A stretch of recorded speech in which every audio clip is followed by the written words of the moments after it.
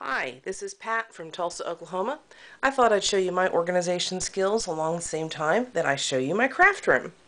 A lot of people lately have been asking how to organize their craft room, so I thought I'd share my tips and ideas with you and hope you enjoy it. First of all, this is a small bedroom in my home, and my stepdaughter, this used to be her bedroom when she moved to college.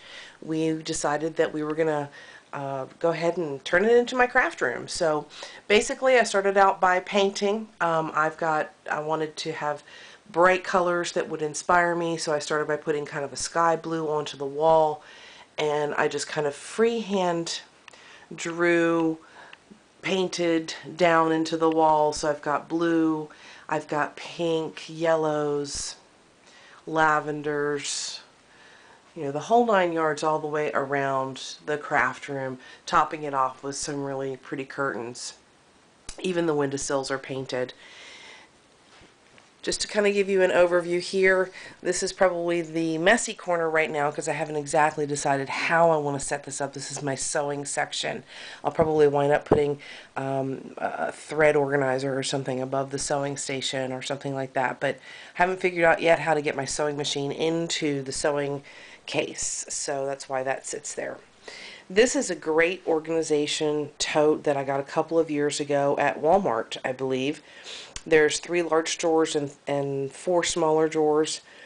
In the top drawers, and everything is labeled. In the top drawers I've got female clay, foam board, and letters.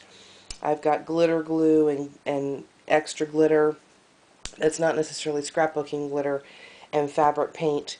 In these 3 bottom drawers I have all of my stickers, and in my stickers I have taken these mailing envelopes and put labels on the mailing envelope. So anything, for example, that has to do with cats goes in this particular envelope, and everything, of course, is alphabetized. I have a lot of stickers, way too many stickers in some cases. Next to that, underneath, I have 2 of these 12 by 12 3-drawer storage units that stack up very nicely, and again, everything is labeled. I have this top drawer is scraps, so any paper that I no longer want to use or any scrap pieces of paper go in here. My granddaughter knows that that's her drawer, so she gets to use whatever she wants out of that drawer. Glitter and foil, mulberry and tissue, I've got Cricut vinyl, I've got cards and envelopes, and regular cardstock down below. Over on the other side, I have another 12 by 12 3-drawer storage unit. Doesn't have a whole lot in it right now other than some miscellaneous pieces of paper and cutouts and things of that nature.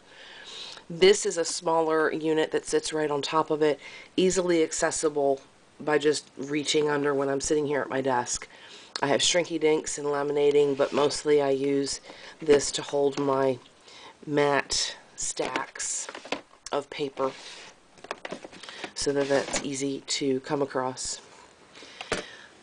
These are clear snap containers, and these clear snap containers are great for holding buttons and embellishments. Everything is labeled, so I know what everything is. Everything is separated, but I use these in my scrapbooking as well.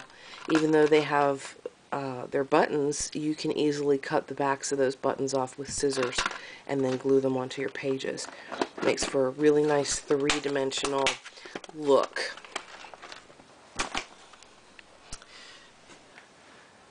I'm going to move up here. I have on top of this unit here, I have this great box that I found. I believe I found this online at addictedtoscrapbooking.com.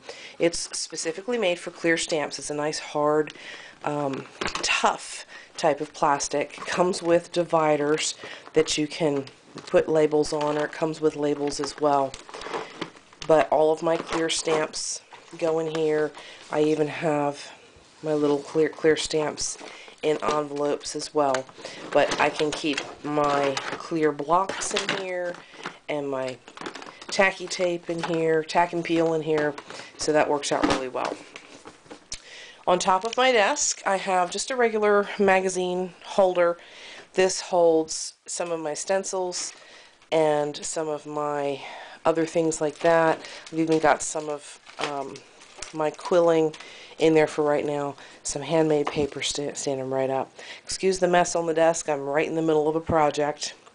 This is one of my favorite tool items, organization items that you can get at Walmart. All of my pens, pencils, markers, everything goes in here. Easy, handy reach. Over here, I just took an old, this used to be a flower vase, and I've got some of my other, punches and bone folders and quilling tools and things that aren't necessarily pen related, but I couldn't hang them on the pegboard above. So the pegboard comes from Michael's. I decided to buy it at Michael's because it was already white. I didn't have to worry about painting it. Anything that'll hang gets hung here. I've got my stapler, my hot marks, a hot glue gun, my iron, scissors, all different kinds of things gets hung here. I use my adhesive that I use a lot in my scrapbooking are the zips and zots. They come on rolls, so they hang out there as well. I have two ribbon holders. Here's one of them. Everything is kind of color coordinated, as you can see, but I use ribbons not only in my scrapbooking but in my regular crafting and sewing as well. Over here next to my table, I just have a smaller table where I can keep my Cuddle Bug and some additional things. But this is my my ink pad holder, and as you can see, it's pretty full right now.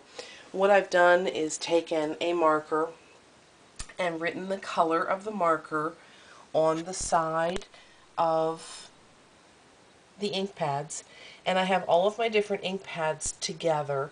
So I have all of my distressed ink together, all of my color box ink together.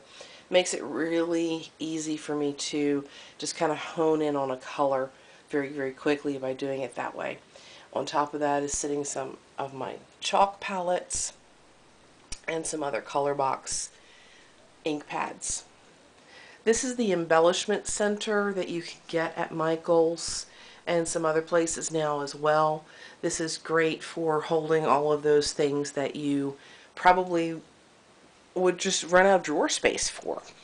All down here is embossing powder, and I've got on this next drawer I have staples, and I have my rubber stamp cleaners and some punches, some embellishments, some flock, Smooch. If you haven't used Smooch, you need to try Smooch. It's like nail polish with a twist for your scrapbooking. Glitter glues and mists. These containers just have some different confetti and things in it that you can use in your scrapbooking. Stickles, another great favorite product. These are all glitters, all different kinds of glitters. I have up here some of my tacky spray that I use to retack up my Cricut mats and some snow riders and things of that nature. Brads and eyelets all up in here, and they're all in little containers. Most of them are labeled as to what they are, and then I've got some extra rubber pads for my distress inks.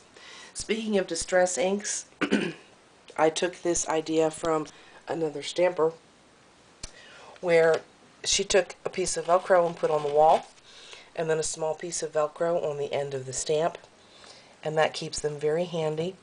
Eventually I will have either the name of the stamp color onto the actual stamp, or a blob of color onto the actual stamp. We're going to go ahead and end this particular video. There is a part 2, so please join me at part 2. Thanks.